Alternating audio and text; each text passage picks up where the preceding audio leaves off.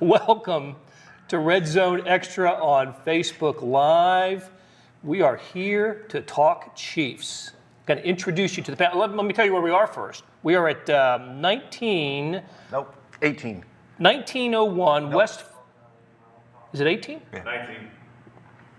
1901 West Foxwood Drive in Raymore, Missouri. We are right next to the Steak and Shake. So if you see the Steak and Shake, go a little further, and we are there at Big O Tires. So here is the group. To my left, we got Sam Mellinger, last to arrive, first in your hearts. To my right, we have, at the far right, Herbie Teope, and then we have Sam McDowell. So we're here to talk Chiefs, and send us your questions, your comments, and if you have any questions regarding Marvel Comics or superheroes, send them directly to Herbie Teope. X-Men, baby. Who is our resident expert on the topic. So let's start by... Not there. Not there. Let's not go superhero first. Although Sam and I were at Sprint Center yesterday talking to basketball and coaches and players, and at about 11 o'clock, Sam looks at his laptop and he motions me to come look at this. He says, "Guess who's practicing today?" And I'm thinking, what? Who? Chris Jones? Eric Fisher? Who's out there practicing? No, Patrick Mahomes on the field, or at least Andy Reid said that Patrick Mahomes is going to take some snaps, and then we go out and shoot practice. And there's Patrick Mahomes on the field taking snaps and going through calisthenics, walk through carry over stuff, just warm up stuff, and then he's out throwing. It was quite a sight, one that we did not expect to see. Herbie, what does it mean to have seen Patrick Mahomes on the field doing what he did yesterday? I think it's extremely encouraging when you consider it was just a week ago where he suffered a right dislocated kneecap. But for a guy who suffered that type of injury, to be on the field, stretching, lifting his knee up like this, of course, under the watchful eye of Coach Andy Reid, but he did throw. Here's the deal, though. He was listed as limited, and what limited means is individual drills, stretching and conditioning, no participation in team-related drills. But it is highly encouraging. And when the MRI came out, as we all know, they were very optimistic about the results of the MRI. And they were a lot of projections, 3 to 6 weeks. It could be 3 weeks minimum, 6 weeks maximum. But the fact that he's out there this early, that has to be extremely encouraging for the Chiefs and for Chiefs fans, and specifically Patrick Mahomes, for him to be out there and doing what he did yesterday. Encouraging in the sense that we might see him sooner than what was, I guess, speculated after the injury in Denver. Well, I don't know. I can't remember exactly what was speculated. We all kind of feared the worst when we saw it. But then every piece of news after that was positive in terms of a return for him. But he's lying on the turf in Denver. Tyreek Hill is slamming his helmet into the turf. It just looks like one of those reactions where you think, oh my gosh, at what point next season is he going to be back with the Chiefs? And he's walking off. Then he's walking off the field and is under his own power. And again, every piece of news that came out was positive. So can we first rule out he's not going to play against the Packers on Sunday night? Look, Andy Reid hasn't yet ruled him out, but I think it's going to be as Reid did say on Monday, it is going to be a stretch, and I agree with him. I think it is going to be a stretch. Here's the key thing with the way he was throwing yesterday, and some of the camera angles did catch it. He didn't look like he was putting a lot of weight on there. He was kind of like throwing very gingerly because he didn't want to put too much weight on that right leg. The right leg, because the left leg has the ankle sprain. So I don't think he will play. I think it's a lot of gamemanship. It's also called the competitive advantage. They don't want to give the Packers a lot of time to prepare for Mahomes. But at the same time, Packers head coach Matt LaFleur told us yesterday on the conference call the Packers will prepare like they are facing Mahomes, but at the same time, you got to take the contingency plans. I don't think he's going to play. That's just my best bet. He might be an Omega level mutant. Superhero talk here, Again, direct these comments and questions to Herbie. Extreme healing powers, but at the same time, I really don't think he's going to play. He didn't look his normal self yesterday during the portion of practice. 15 minutes that Herbie and I saw where Herbie thought he invented the word gingerly. But That is how he looked. Both, he threw a couple deep balls to the sideline that were way underthrown. It was because he just didn't put weight on either one of his legs. So I think it's a stretch for sure to see him out there Sunday. But the encouraging sign is what it means for the future, and maybe he is a little bit further along this progression than initially hoped. Is it encouraging? As long as they're cautious. You know what I mean? Like, that was my first thought. I was like, what the hell is... I mean, like, if... I feel like he should, this is me being a doctor, right? But... And you have every bit of a degree as the doctors on Twitter do. So a lot of doctor Twitter. Exactly. So step into my office, folks. As long as the parameters remain when he's 100%, he'll play. I just... There's no reason to push it. You're in a garbage division. I feel like there's just no reason to push it. You've got a 2-win lead on everybody in the division. And I feel very strongly about this, that the Chiefs at 10-6, playing a wild card game with Patrick Mahomes fully healthy and at his full powers is way more dangerous, not even close, than 12-4, 11-5, or whatever first round bye, and he's in some big ass brace, like hobbling around and 70% of what he is. I mean, that needs to be the goal. And I get that, one, he's 24, God bless him. And two, they put the kneecap into place really quickly to, that apparently Dr. LDT told us that that's the key to this injury. A real doctor. Yes, actually. That was a weird moment too. Remember telling me, well, I'm not going to ask you to diagnose.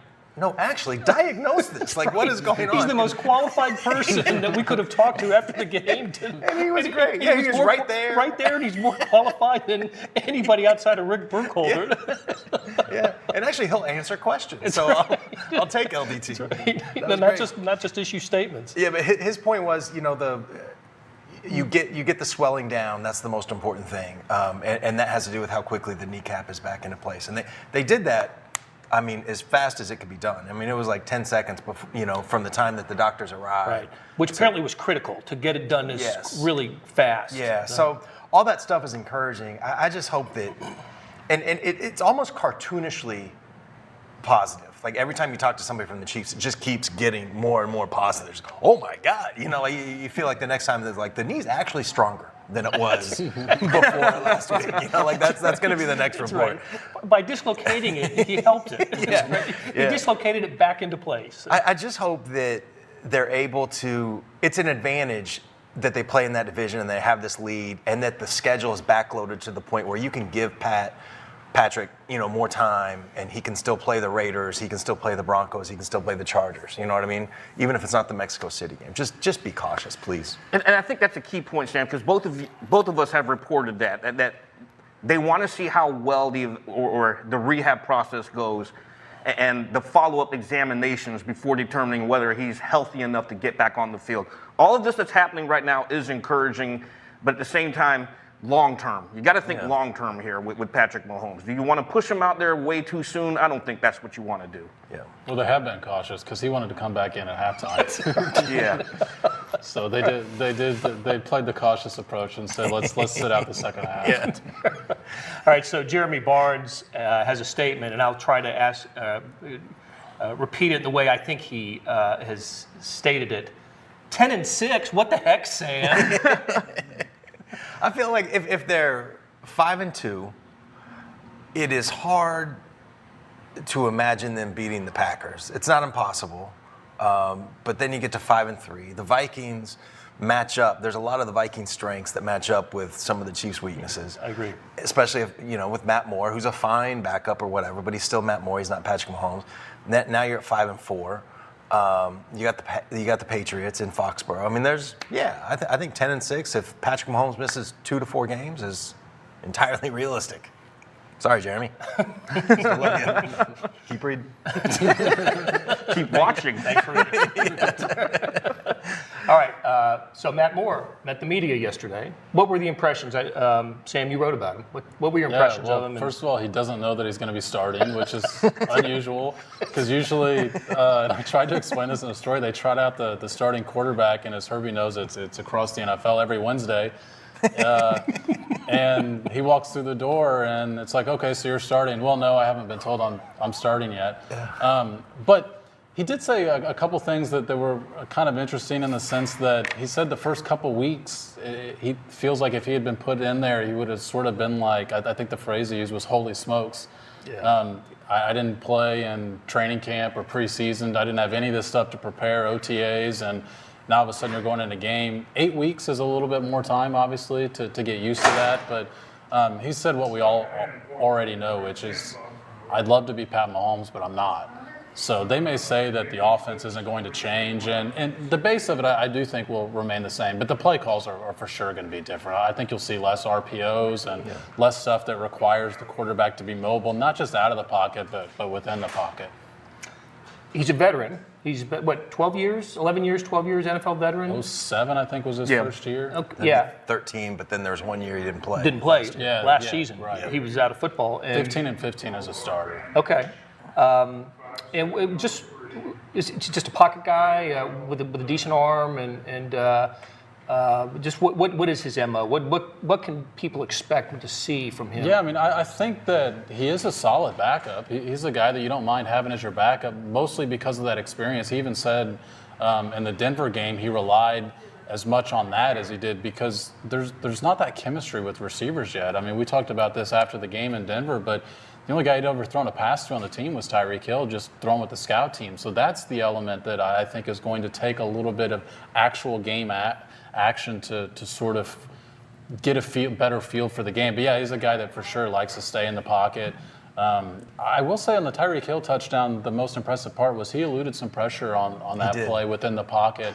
I thought he stared down some receivers a little bit too much, didn't move off a guy to a second or third read. So, but maybe that's something else that isn't really his MO, but just a lack of playing with these guys in the past. That specific issue does jump out when you watch the Denver tape, and it's sort of amplified by the fact that his release is a tick slower than Mahomes, and his velocity is like 3 ticks less than Mahomes. I mean, those things add up. And it's kind of ridiculous to compare him to Patrick Mahomes, but I just think those are the things that when the Packers are watching tape, they let's jump some routes. Like, we might be able to take advantage of this. Yeah. Especially if you see a Kelsey curl or something. I saw him try to force one to Kelsey that was did one to ill-advised. Robinson as well. Very, very similar deal that Sam's describing, where he just wasn't open, but it was his first read, so that's where he went with it. But I think this game against the Packers, if that is Matt Moore's first read is to Kelsey has to be licking his chops right now. You know the Packers last week against the Raiders, they gave up 3 touchdowns to tight ends. 3. And so if you want to ease Matt Moore into the play calls, you got to figure the short underneath routes are going to be at the top of the menu. And then Kelsey's probably in line for a big game. I'm kind of jumping ahead here because he is my rubber meets the road guy. All right, so we'll do you last on when we get to the rubber meets the road because we'll take Kelsey. Real quick, they did make an adjustment like in real time that was impressive in that Denver game when they had like 2 or 3, I think almost, if they weren't consecutive, it was within a short period of plays where they had these little out routes to the sideline. One was Tyreek, one was Kelsey, one was somebody else, Hardman maybe. And it was just that they were playing off coverage, the Packers, and they were just taking advantage of it. I'm assuming those are side adjustment reads, and they came over and Moore hit those. That's what they need to do is find little holes, take what the defense gives you, right, is the cliche. But they're going to have to do a lot more of that. That's actually something that Matt Moore brought up yesterday when he talked with us, which is that people wanted to point out the Tyreek Hill touchdown because, heck, it was a 57-yard touchdown and probably his best throw of the day. But the 3 or 4 passes before it were what got him into the rhythm to where he felt like he could make that throw. It was on that drive, wasn't it? Yeah. Right, which is an encouraging sign that the fact that he felt like within a game he felt more confident. Yep. So you would think after that game maybe he's feeling a little bit better going into playing Green Bay. Yeah, with practice, yep. Jacob Callaway brings up a good point about Kyle Shermer wants to know how his knowledge of the offense is coming along. I mean, that's for this game anyway. The fact that the Chiefs, are, in all likelihood starting Matt Moore with Kyle Shermer as your number 2. Shermer, who did have training camp and has been with on the practice squad, probably has more knowledge of the offense and what's going on than Matt Moore. So, not an enviable situation though for the Chiefs to have Matt Moore and then Kyle Shermer as a number 2. And how does Chad Henne fit into all of this?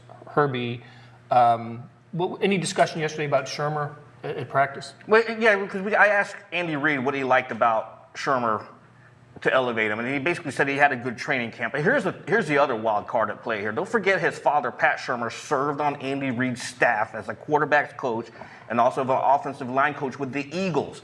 So if there's a guy whose brain you want to pick, why not pick up the phone and call dad? Or even when you're growing up, you're hanging around the Eagles, so you get to see everything. And so I think Shermer should be fine because, he had an accomplished career at Vanderbilt, so he can certainly throw the football. He holds school records in touchdowns, career passing yards.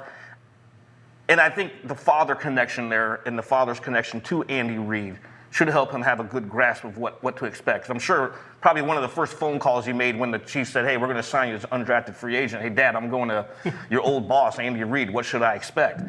That's hidden there. What about what do we think about a timetable for Henne's return?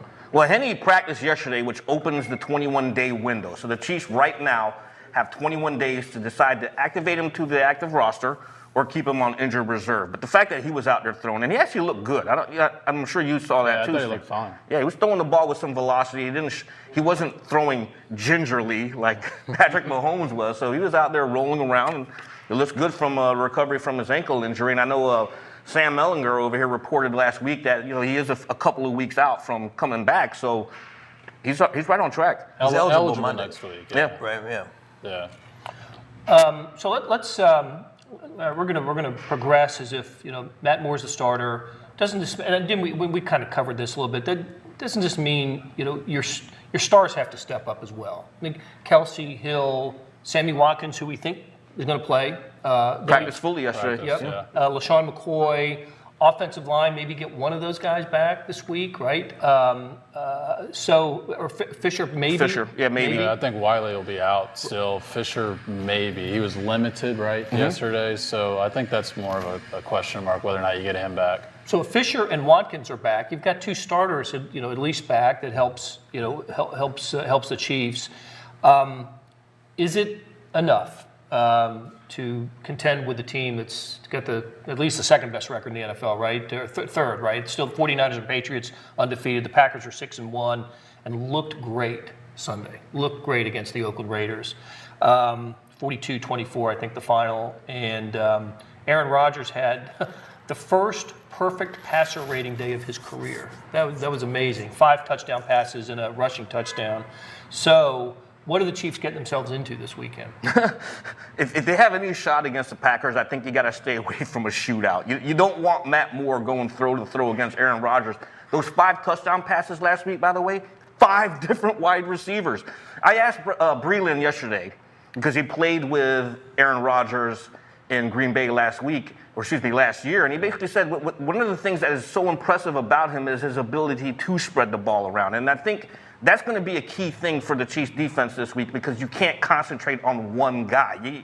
He has a whole slew of weapons that you have to worry yourself about. Matt Moore and the Chiefs cannot get in the shootout with the Packers. That's going to be essential this week.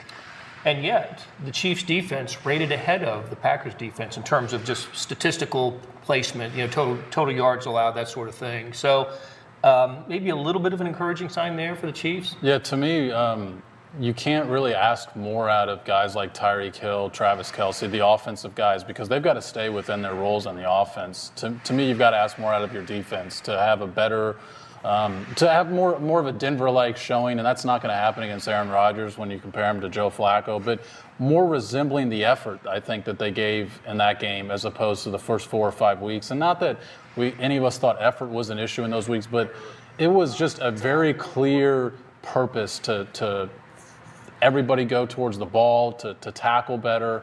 That's the sort of thing I'd emphasize more than the offensive guys having to step up. Let's talk about that defensive effort. We haven't talked about the defense. That was, I didn't expect that. Maybe we should have anticipated it because of Flacco, different than the quarterbacks the Chiefs had faced in the previous few weeks, the mobile quarterbacks. Flacco, whatever the opposite of immobile would be Joe Flacco. In Denver, they're calling him Joe Sacco. I like that because he went down 9 times. He went down 8 times. The 9th sack was the fake punter. Poor guy, poor punter. Oh, that was a tough play for Broncos fans. How encouraging was that defensive play? Well, I mean, Sam made the point, like immediately after the game, like, God, we didn't need this Mahomes injury. Like, we got a million other things to talk about, and most of it was the defense. They just look like some of this is results over process, but they did look more aggressive, faster. They blitzed. It seemed like more. I don't know if they were just more effective. Actually, Pro Football Focus had them for 15 blitzes, I think, which matched the season high. The secondary is getting better and better. It's easy to dump on them. The corners had a rough year last year. For sure. My opinion is that a lot of that was the safeties not providing support. I think that's different this year. I think Tyrann Mathieu is a stud, and Juan Thornhill is growing into I mean, that guy from week 1 to week 7 has made a leaps and bounds. And he said that too. Yeah, I mean, he's smart, he's fast, he's got good ball skills. I mean, he's kind of the whole package. It's hard to imagine, it's hard to come up with right now, just off the top of my head, a more polar opposite matchup from Denver to Green Bay. You're going from a statue quarterback to a guy that, I know he's older, but he can move a little bit. He's a really good athlete. He's got some good feet, really quick release. There's no throw that he can't make, the range. And they also have a lot of speed. And that's one thing that Denver, it seemed like a bad matchup for the Chiefs, right? Because they're good between the tackles. I thought Philip Lindsay was going to go for 150.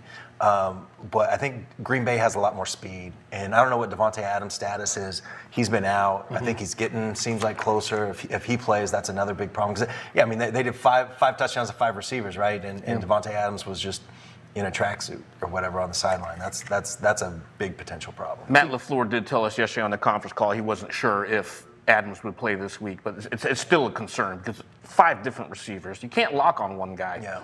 To me, the difference was the linebackers. I mean, and totally. Anthony Hitchens playing, I thought, made a gigantic difference. He obviously set out, but of course he did play the first month. But I think we all thought he had potentially his best game in a Chiefs uniform. And then Reggie Ragland playing was a huge difference. And Darren Lee missed practice yesterday. I think it was an illness, though, not an injury. But you wonder if his role was just because the Broncos were a running team and maybe that matchup made more sense, but that he played himself into a larger role regardless of the matchup moving forward. Because, I mean, you said it, Sam, Green Bay's got a lot more speed, and that's not his strength. So I'm interested to see if he still was able to elevate himself to play more regularly this week. He's still pretty terrible in coverage, Yeah. and Green Bay knows that, and they can isolate him a little bit. But he was so effective as a blitzer. He was, even when he wasn't getting to the quarterback, it's just almost like a bulldozer, just knocking guys down and opening lanes for other guys. That might have been his best game as a Chief. Yeah. And it was amazing when you look at the snap counts. He only played 25 snaps, and Sam Mellinger pointed out on Twitter, 37% of defensive snaps, and it seems like he was on the field a lot longer than I would have 25 guessed twice snaps. that. Yeah. You saw the plays he was making. I thought he was the player of the game defensively for the Chiefs, and him or Hitchens, but I'd give it to him knowing that he only played 25, did what he did in 25 snaps. Mm-hmm. But that shows to Sam's point that they don't like him in coverage. So they're going to play him even when they feel like he's playing well. They're going to spot when he plays on running downs. But he earned that. He earned the right to get in there more on running downs because they weren't even playing him in those situations. And now you sort of look and say, God, your running defense was struggling, and you had a guy that at least that is his strength. He can stop the run. And it all started actually on that 2-point play that after the him first and touchdown. Colin Sanders made a really good effort on that. And Yeah. Colin Sanders and Derek Nottie were much better against Denver as well. So just probably that whole played- spine of the defense. Both those two guys probably played their best games as Chiefs. I mean, Colin Sanders, much smaller sample size, but Derek Nottie was great. Yeah. That reminds you, is Chris Jones going to be back this week? Oh, we were told, go ahead. Yeah, Andy Reid said he would get some work in yesterday, but the only work he did was standing under the goalpost with a hoodie on. So he did not practice yesterday with the groin injury. And, of course, you have Thursday and Friday to figure out if he will be able to get on the field. Friday will be the big determinator, but as of right now, given what we saw yesterday, up in the air. I think the Andy Reid MO is to have a guy come back limited, don't play, and then come back full the following week, and then we'll see him the next week. We've seen that with Watkins this year, with Tyreek Hill this year. It seems like I'm missing somebody else that kind of went through that path as well, to where they returned to practice 1 week in a limited form and then that meant they were back the next week. Which is why we think Sammy Watkins is going to play. Yeah. And he with his hamstring, he had his limited week last week and full yesterday. So, okay, I got a philosophical question for you. So Aaron Rodgers, this is his 15th NFL season. He is the NFL career leader in passer rating. So the most efficient, however you want to describe that, the most efficient quarterback in NFL history. He has one Super Bowl victory. He's been to the NFC title game 3 other times. He's been an All-Pro 2 or 3 times in his career. Pro Bowler probably every year he's been, in the league. So would you accept that career for Patrick Mahomes? if we're Facebook Living from Big O Tires in 2034 and talking about the 15-year career of Patrick Mahomes, would those credentials be satisfying for Kansas City Chiefs fans? It's the dumbest thing in the world, but no. I don't think so either. No, for a city that hadn't won a Super Bowl in 50 years, nah, we don't want a Super Bowl. Guaranteed a Super Bowl. I know, it's the dumbest thing, but part of it is just to be more fun, like, let it fly, but what I just said is the dumbest thing, or the second dumbest thing. This is the dumbest thing. I feel like a Super Bowl with that quarterback and that coach, I feel like it's inevitable. At some point, like he's already this good at 24. Aaron Rodgers he sat for 3. Yeah. Yep. He's already this good. I feel like they're going to get there and they'll get one. I feel like one Super Bowl is the floor. Just one Super Bowl? God, that's dumb. If you ask Green Bay Packers fans, though, I think they feel like they've missed an opportunity with their window to say, hey, you've only won one Super Bowl in those 15 years. Mike McCarthy wears that for sure a bunch. Yep. Yeah. Do the Saints fans think that with Drew Brees? One Super Bowl victory in his career, which is phenomenal. From my time in New Orleans, there were a lot of what-ifs scenarios. The 2013 season when they were 13-3, they felt like, and they were beaten by Alex Smith in the not the Super Bowl, but the NFC Championship game. Most professional players are in it to win championships, and I know, like, when I left New Orleans, there was a sense of urgency because Drew Brees is not getting any younger. They want to at least give him 2 Super Bowl rings because when you look across the league, you've got Tom Brady. How many? Can't even count how many. Well, you can count, but it's like you forget just how good they are every single year. You don't have enough fingers on one hand to count Tom Brady's. You want a Super Bowl. That's what you're in. That's why you play the game. You want a Super Bowl ring. Okay, so consensus of opinion, 1 is not enough for the Chiefs and Patrick Mahomes. We're expecting more. And Brady's going to be retiring here hopefully soon. He just signed to do like a 3-year deal. 7 more years, he'll be done. So open the door for Mahomes. All right, Herbie, I know we'll get a chance to talk about this again after the game, maybe Sunday night into Monday morning, but the trade deadline is approaching for the NFL. Do you expect the Chiefs to do anything in the trade deadline? If history shows you what they're going to do, I don't think they're going to do too much. In the last 10 seasons, the last time the Chiefs made a trade in the weeks leading to the trade deadline was 2016 under then general manager John Dorsey. They sent running back Nile Davis to the Packers for a conditional 7th-round pick. They're just not active during the regular season. But is there a time to do it? I think this is the time to do it, absolutely, because once the season started, they were linked to quite a few elite defensive players in Jalen Ramsey and Minkah Fitzpatrick. Of course, they fell out of the lottery stakes for that, but if they want to make a move, I think it's going to have to come on defense. What do you think? Patrick Patterson is still a name that we hear.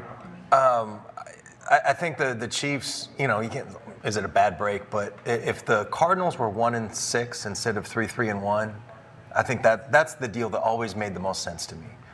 It made sense to me for Arizona to trade him. Because of his age, because of where they are, the contract. Right? Yeah, and it certainly made sense. I mean, he is a professional. He is a reliable guy. Although I know he had the suspension, I'm calling him professional and reliable, but that's what I believe.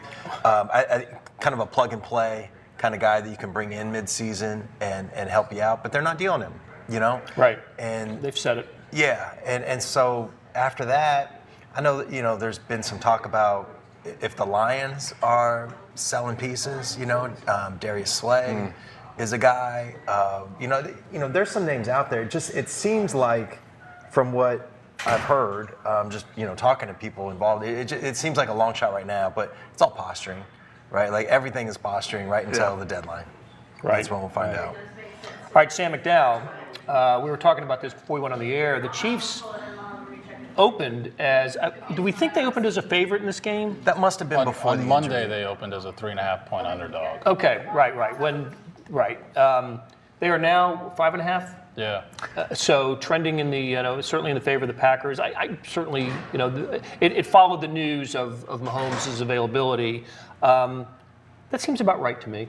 Yeah, so I actually contacted Bovada, who I think a lot of us use for stuff like this, but and just asked him, hey, if Mahomes was playing, what would the line be? And they said that the Chiefs would be favored by 5 in this game. So he's a 10-point player. Well, that was when There's your value. Is Aaron Rodgers a 10-point player or Drew Brees? Wow. That's amazing. That's when actually. it opened. So that was an 8.5-point swing at that point. And right.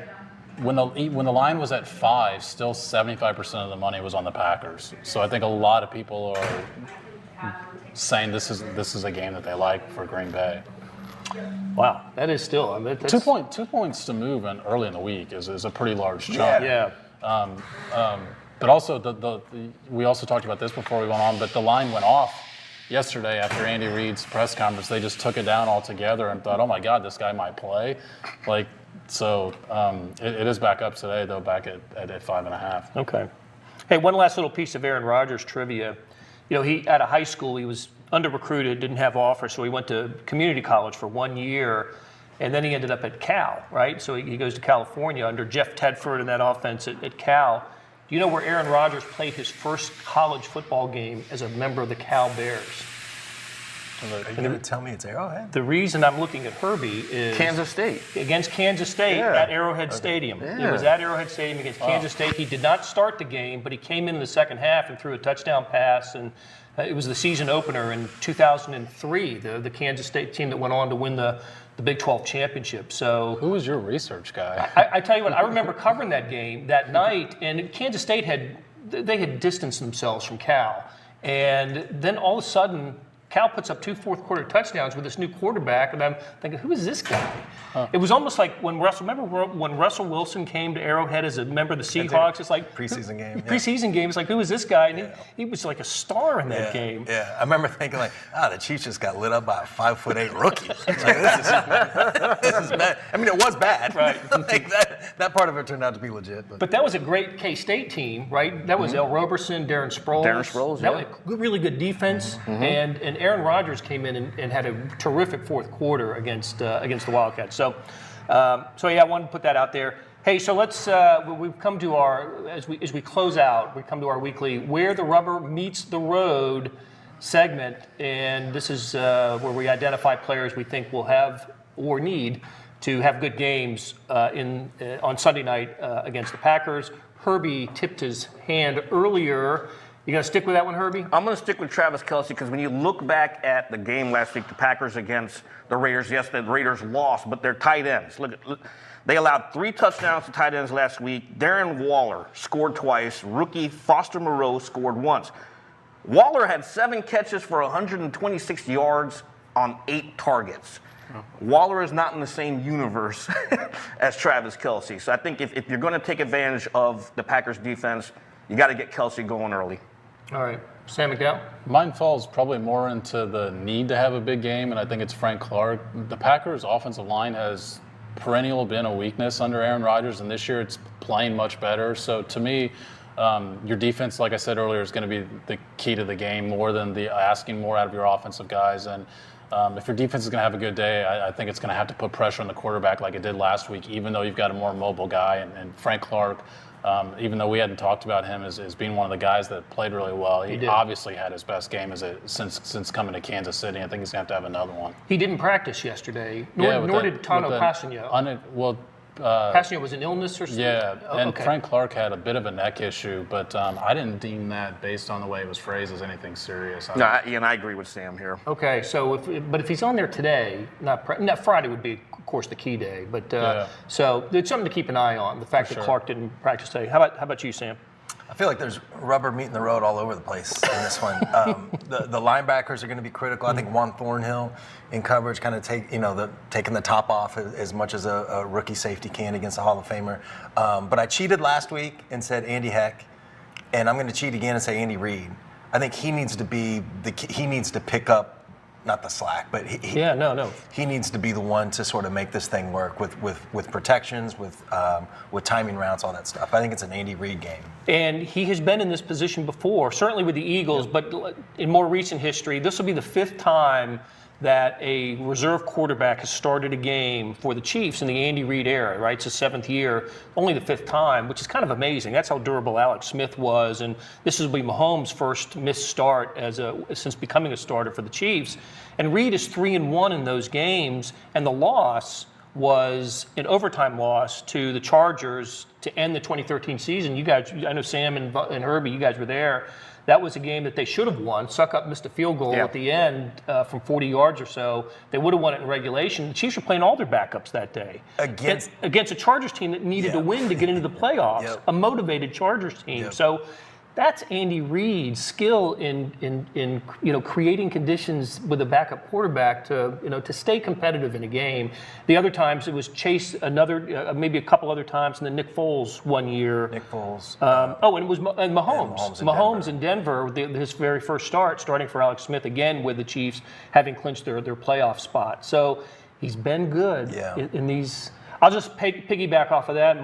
Where the rubber meets the road, I'm going to go LaShawn McCoy because I think the Chiefs are going to have to control the ball a little bit, win time of possession, keep that Packers offense off the field as much as it can, and they're going to have a sound running game to do that. I thought the Chiefs ran the ball pretty well against Denver. They did.